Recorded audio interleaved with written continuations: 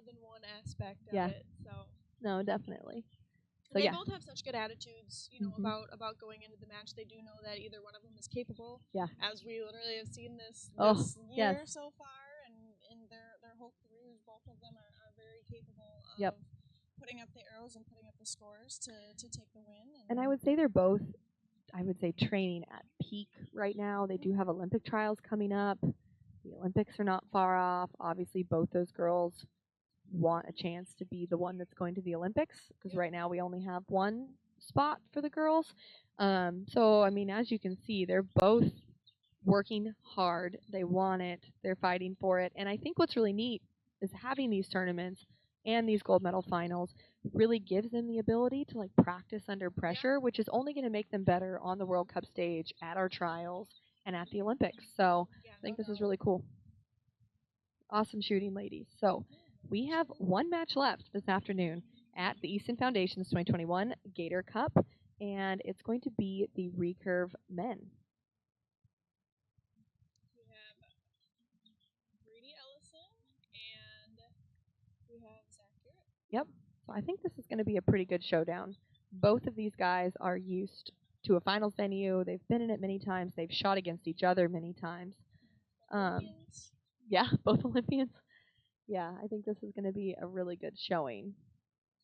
And it's interesting. It will be interesting to see how what the wind does for them. Yep. And then we can maybe talk a little bit about their bow setups. Yeah.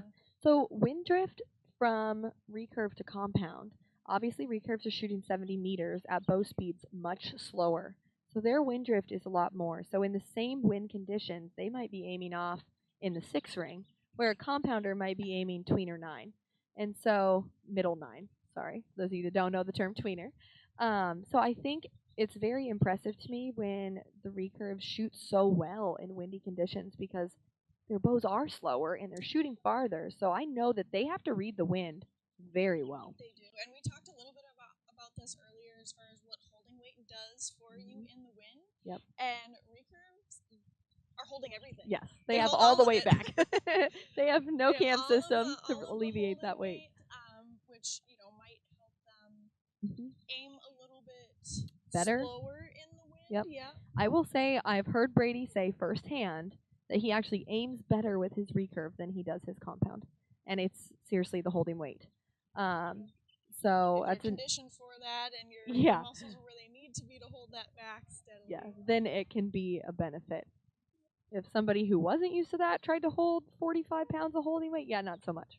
48, whatever the crazy stuff they're shooting, wouldn't work. But they've been doing this literally hundreds of arrows a day at this point, with the Olympics coming up and Olympic trials being in full swing right now. So, it's going to be an impressive showdown. It is still windy here. So this is recurve. They're shooting 70 meters, and we are going to be shooting set points.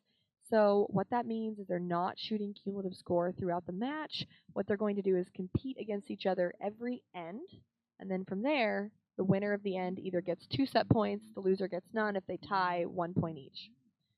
So it's interesting scoring. So they're out introducing the guys right now.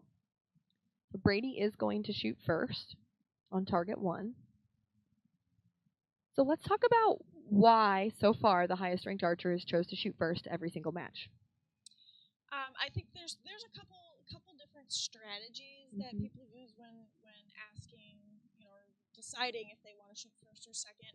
Shooting first definitely puts the pressure on your opponent. If you put a good arrow down range, they know that they have to match or beat that. Yep. So it definitely gives a little bit, plays a little bit of a mental. Good 10 from Brady. Game. We are having a few people say we're kind of hard to hear, so we'll try and talk a little louder. We'll put the headsets a little closer to our mouths. Yep. Hopefully that helps. So Zach's up for his first arrow right now. And it's a 7. 7, it looks like. A little bit left, which the wind did kind of switch, coming right to left now. It did. And Brady puts another good arrow down there. I think it's a 10. 9-10 liner? Yeah. Looks like a 10 to me, but I'm not the judge down there. So. No, yeah. It is hard to tell from here. 9. 9 for Zach. Yep. So Brady really just needs to put one good strong shot down there to secure this set. So the nice part about going first, Brady just did that and he's done. So this is one of those examples we talked about earlier where Zach has already lost this set. Right. We know that. So this arrow literally means nothing. And you'd think there's no pressure, but I think those are mentally some of the hardest arrows that I've ever shot when we did have set points. Puts a spider X down there. Solid arrow. Very solid. And it can kind of be an opportunity to get your confidence back, too, to say, okay, yeah, I can put a good arrow down there. Now I just need to do that next time. Pressure's off for that end. So I feel like it's easy to be like, all right, let's execute a good one, do what we need to do to get back on track.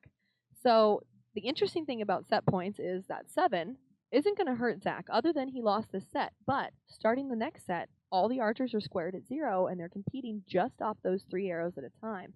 So Brady will lead after this set 2-0 in set points.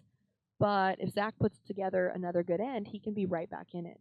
So because they're not shooting cumulative, if they do happen to have a flyer, it doesn't kill them for the whole match. No, they can easily come back.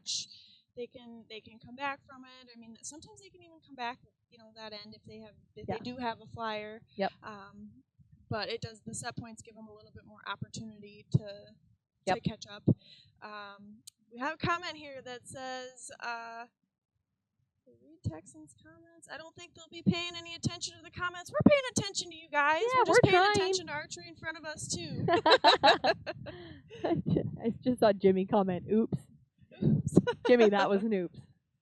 That was an oops. Okay, let's see if they're saying anything. Volume. Yeah, the volume. We're doing what we can here with the volume, guys. It is kind of hard because we don't want you to catch some of this wind that's coming. They said Paige's mic's fine. Check Lexi's wire or move the mic closer to your mouth. I'm like almost. Yeah, we're like we're touching my mic, so you'll just have to read my lips. Yeah, we'll talk louder. Neither of us have ever been accused of being quiet. So if they can't hear us, it's not our fault. Okay, so here we go. So the way this works, Brady chose to shoot first, but because Zach is down, he will actually shoot first. So the lower scoring archer will always lead each end. And that's an 8, maybe a 9 from Zach. Yeah, that one's on the line, maybe. Close. We'll have to let the judges call that. And a good 10, it looks like, from Brady. Wow, he's shooting very solid right now.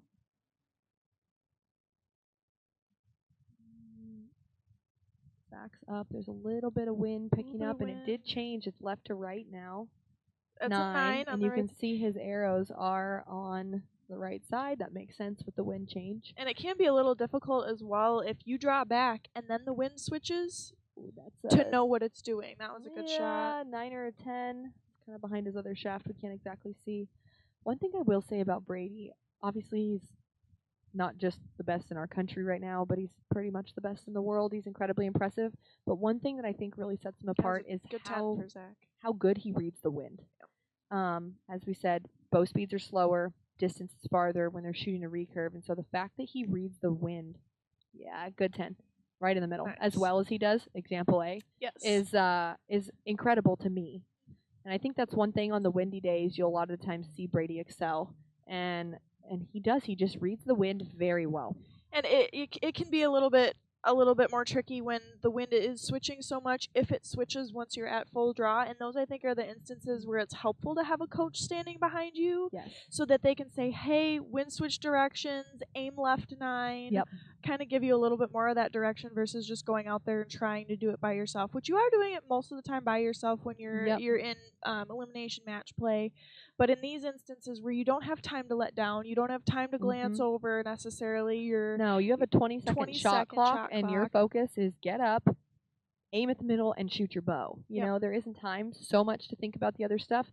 At least from my experience, standing out there while the other archer is shooting, I'm sitting there studying the wind. And then when I go to draw back, I'm pretty much committed to whatever I decided in the last 10 seconds, and that's what we're going with. And now, do you ever look and see where your opponent's arrow impacts, just for direction wise, not necessarily caring about score so much, because you can't do much about that? No, but just I do. And here's what's really hard is to know, did it drift or did their arm drift and break there? Because in the wind, you're not just fighting the arrow drift, the wind is also pushing you. And absolutely. so if there's something where I can see they broke a good clean shot, and you can see their arrows drift, absolutely. I'm Or you reading hear that. them look back at their coach and go, "What Yeah, happened?" what was that? Yeah. I'm going to aim on the safer then side. you know, yeah. usually. So kind of just get an overall picture.